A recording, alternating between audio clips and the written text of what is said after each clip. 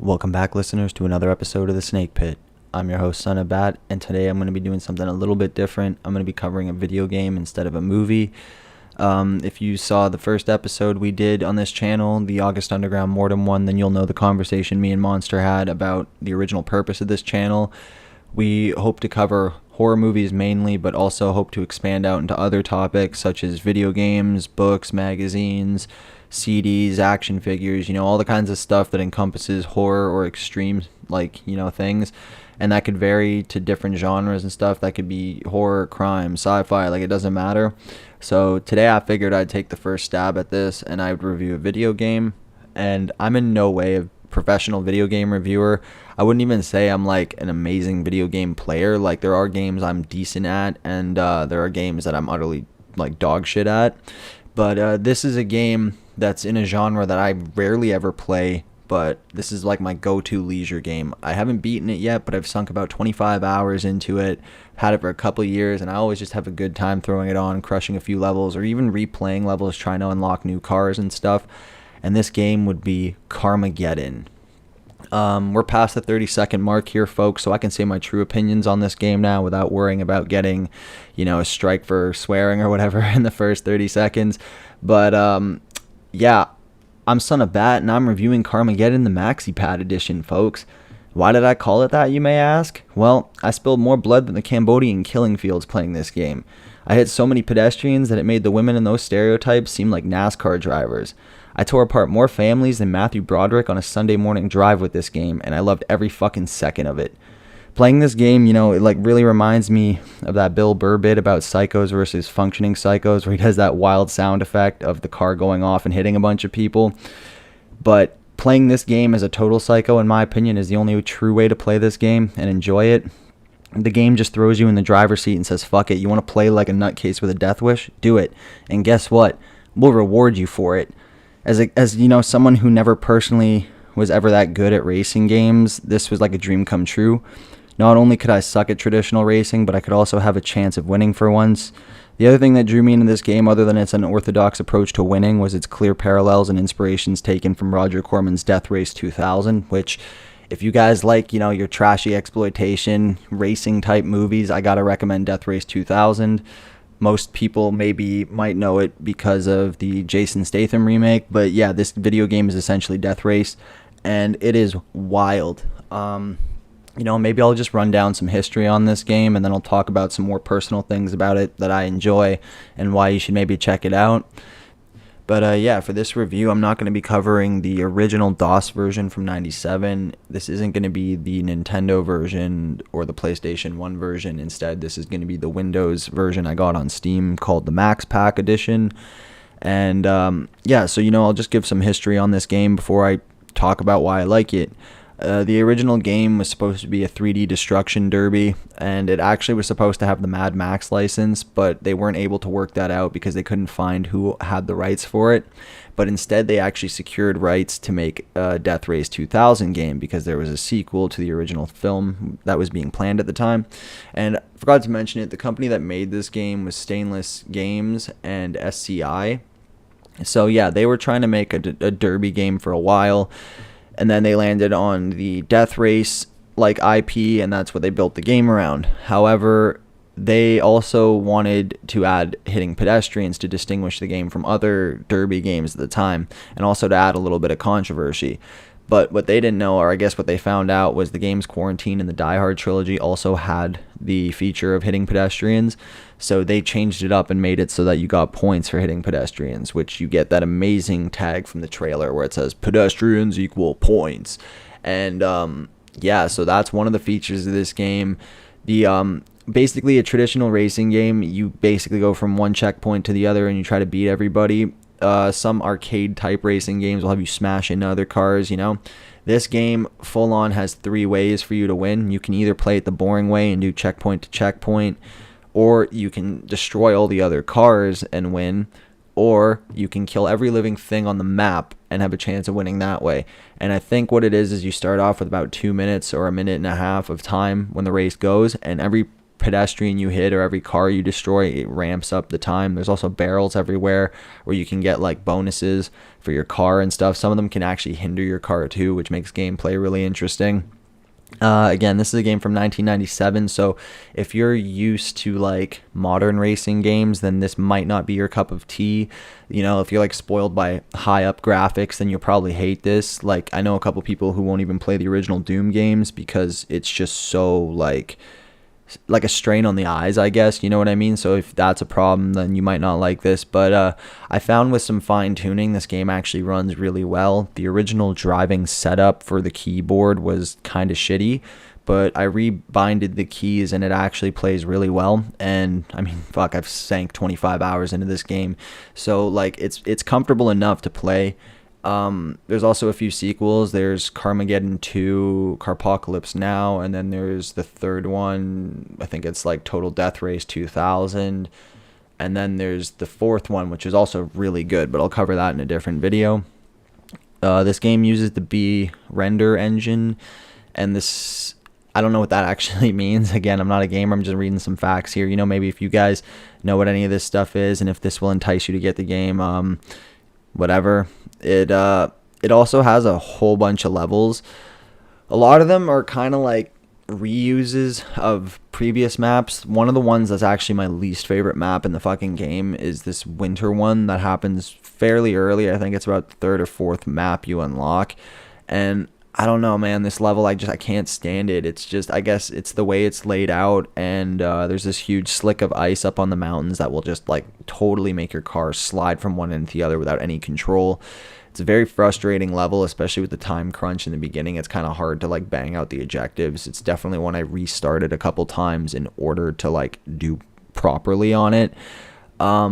And it wasn't even a matter of the fact that my car was getting smashed up or I was getting killed too often. It's just that the map is so weird that I couldn't do anything in a right time elapse. So it took me a couple tries, but then, yeah. And then a few levels later, they hit me with the same thing again, but this time the level is dark, so it's different. And there's a couple of those which kind of suck. Like, there's definitely some reskins of the same level, but there is a nice variety. One of my favorite levels that I played so far is this one called Missed Me, where you are basically on this island type deal where a lot of it is cliffside highways and stuff, but then there's like this little port and town near the end.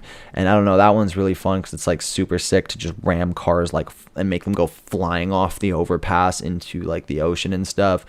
I think there's a pretty sweet jump there too. And again, once you get the hang of this game and get it like running properly, and you know, you upgrade your car a bit so it's more functional and less like a brick, it's pretty fucking fun. Like hitting jumps, like even though this is a game from 97 and like I said, the graphics aren't like what they are now, I still get that like that lift in my stomach when I hit a high jump and I'm going off a cliff or something, and it's just wild. Like, it's just so fun. This game stirred a lot of controversy back in the day when it came out, specifically in Germany and for a short period in the United Kingdom. The first release of the game was censored, so what would happen is instead of blood being showed up in the game, it was like green, and all the people were considered zombies, which is like typical of that era. You know, they were kind of doing the same shit with movies back then in the 80s and 90s. Nintendo obviously censored their version too. Yeah, I think it was also robots too instead of zombies, but there was like, yeah, robots and zombies but no humans, which kind of like makes the game a little like weak in my opinion. I mean, the whole selling point is like just total mayhem and destruction and vehicular murder, so I don't know, I think that's kind of lame. But the game has actually been re-released multiple times. It's been re-released on, like I said, Steam. It's been put on GOG, even on Apple's mobile devices, which, I mean, I don't know why you'd be gaming on a fucking mobile device, but whatever's your fucking vibe, I guess. But yeah, this is a wild game. The PS1 edition, I think, I'm pretty sure it was PS1 because Twisted Metal was PS2. So I think, like, yeah, the PS1 version of this game has different, it might have different levels, but I know for a fact it has some different racers in it.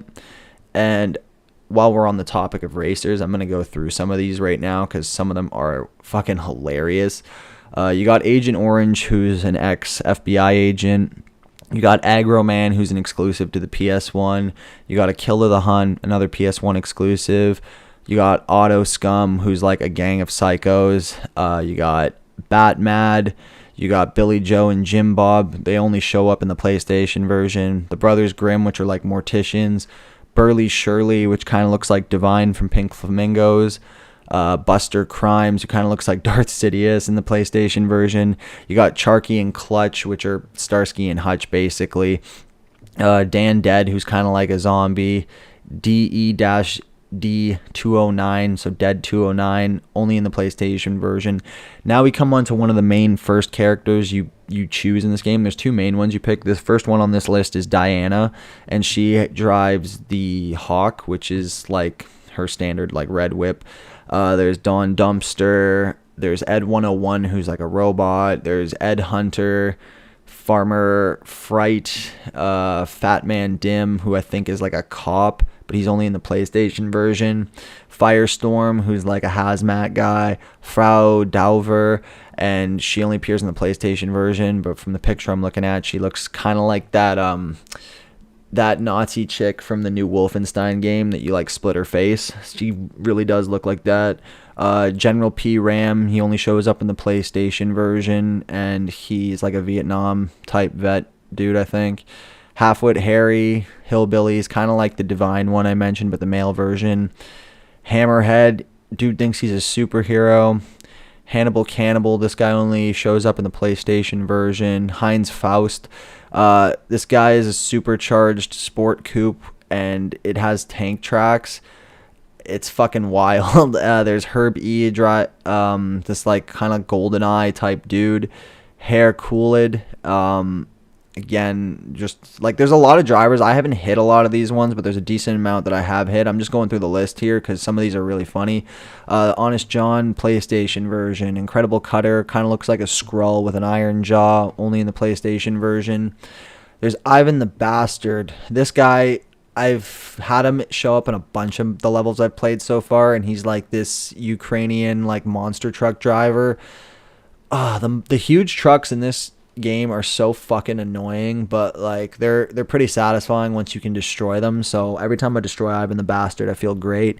There's Genitalia Jr., who's like a redneck, but he's only in the PlayStation version. Then here we get down to the Death Race type inspiration characters. We got one called Cutter, and he's like this dude with like a black ski mask and a blade on the like a blade mohawk going up, and he kind of reminds me of the dude with the ski/leather mask in Death Race. So he's an interesting one. There's Madame Scarlet. She has one of the fastest cars in the game from what I'm reading. There's Magnuson, kind of looks like Dredd. Then there's Max Damaged, who's basically the dude on the poster for all these games. He's the guy who I'm pretty much playing as right now. I don't know who I'm going to switch up to after when I do a second run through, but he's the guy I go with. Car's been souped the fuck up, but yeah, he's the bald dude with the skull and crossbone tattoos going up the side of his head. Maxine Sane, she only appears in the PlayStation version, and she's this weird looking ugly chick with a skullet. Mech Mechanic, he is like a high-tech speed freak. Michael Payne, he's like this weird bald dude with like pink clown hair and a bunch of piercings and stuff, but he's only in the PlayStation version. Then we get to one of my favorite characters, O.K. Stimson, who's obviously O.J. Simpson. In the US version, he's also known as Juicy Jones, but he drives like I can't remember. He drives the car that basically O.J. Simpson drives. And it's fucking hilarious. The first time I found out who he was because I destroyed his car on one of the maps and I unlocked it. And it showed me a picture of the driver and everything. And I instantly was like, oh my God, that is fucking hilarious. Especially because I think OJ, he got nailed in 95 or some shit. So this game came out 2 years after that. It was pretty fucking hilarious. There's Omar Sheriff, who's like this really twisted redneck looking sheriff. Otis P. Jive Funk, who's like a pimp. Pete DeVille, who's only in the PlayStation version. He's some dude with tribal ink. There's Psycho Pitbull.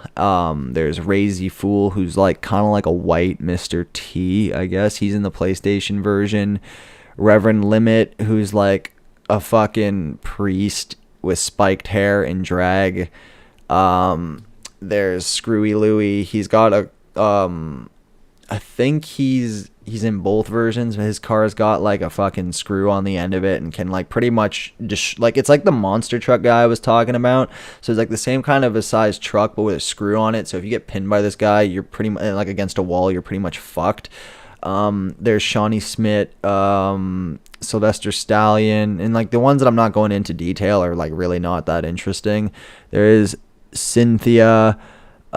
She kind of has like, if you ever seen the movie Fade to Black, her picture looks like the dude when he's doing the Dracula makeup. And I think she shows up after you kill Agent Orange, so like they're tied in a certain way.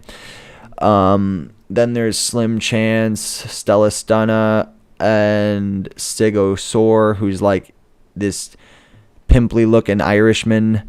There's Sue Borg, who's like a cyberpunk, like, you know, mech robot person. There's a couple cops that are there. They're always depicted as eating donuts. There's a guy called the Gimp. There's an Ilsa She-Wolf of the SS type villainess called Valhalla. And her car is pretty lit. I think I unlocked that one. There's a Viking guy named Vlad. I got his car. Wanderlust. She's like this short hair, angry blonde chick. And then there's Yoga Hurt, who's only in the PlayStation version, and he's like Yoda or Yogurt from Spaceballs and Star Wars. So there's a lot of variety in this game. You got like a massive list of drivers. I know I spent a whole lot of this video going down the drivers, but the variety is great. You know, I feel like some people are going to say the maps in this game are shit, or that the handling is garbage, or, you know, it's really old and outdated. But again, like I said, if you can get the key binding set up to make it work for you, there's a lot of enjoyment to be had with this game. I think there's a multiplayer feature. So like if I had a couple friends who had this, it would probably be sick to play with them. But yeah, this is just one of those driving games where it's kind of like Twisted Metal, in my opinion, where it's more focused on the mayhem and the destruction rather than winning the actual race. It's kind of like winning by any means necessary. And I really like that because, like I said, I'm not good at driving games at all. I'm more of like a boomer shooter person myself. So when I play racing games, it's always like really frustrating, or like when someone brings a racing game over, because I usually don't know what the fuck I'm doing. You know, especially the more detailed racing games. I always found I liked arcade racing games, but even some of the arcade games have too many rules, in my opinion. The fact that this game's main selling point was just kill everything to win was something that drew me in when I was younger, because I remember watching videos that covered this game, and it wasn't until I was actually able to get a PC and start gaming these myself that I was like, wow, this game was awesome. But I remember for years, this was one of those games I wanted to play. Blood was another one, you know, SWAT 4 was another one. And now that I have a PC set up, I'm just glad to be diving into all these older games. You know, I'm not really a big fan of the newer stuff, as some of you may have guessed after some of the reviews that I've done.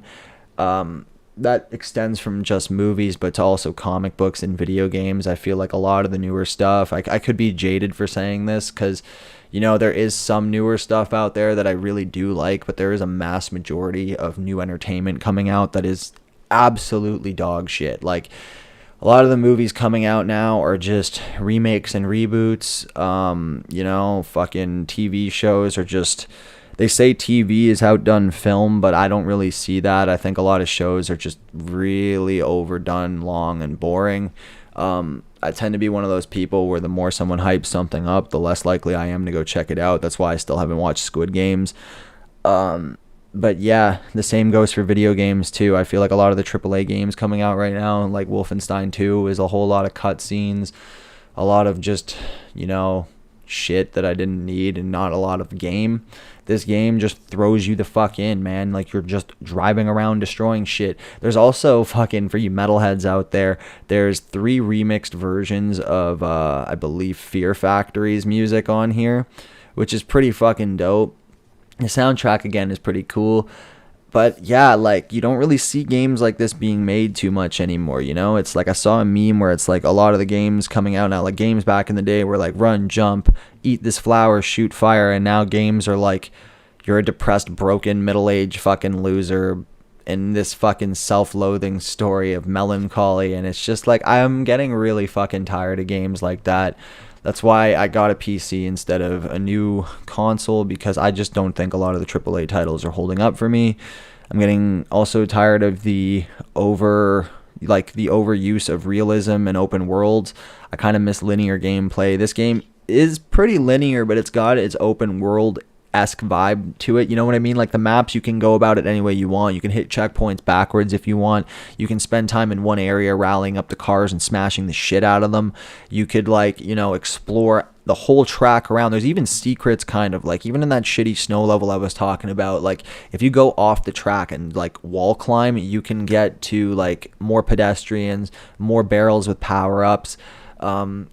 Like even still, it's kind of like it's like Hitman Blood Money in some ways, in the sense that like it's one of those games where when I throw it on, I find myself replaying certain levels because I just love them so much, and there's different ways to approach them, different things to find, and yeah, it's just I miss games like that. I miss games where you can just throw them in and go into some shit like that. But at the same time, that's the benefit of having a PC, is I can get these older games and try them out.